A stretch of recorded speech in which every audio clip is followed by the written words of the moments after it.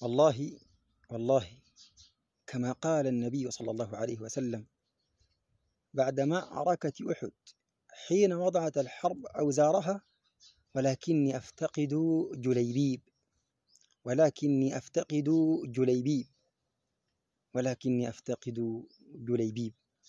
فها أنا ذا أقولها اليوم وبصوت عالي: أفتقد الشيخ الوقور، الشيخ الكبير القامة، الأخ الفاضل محمود حجار. ولكني أفتقد محمود، ولكني أفتقد محمود. أين أنت يا أخي محمود حجار؟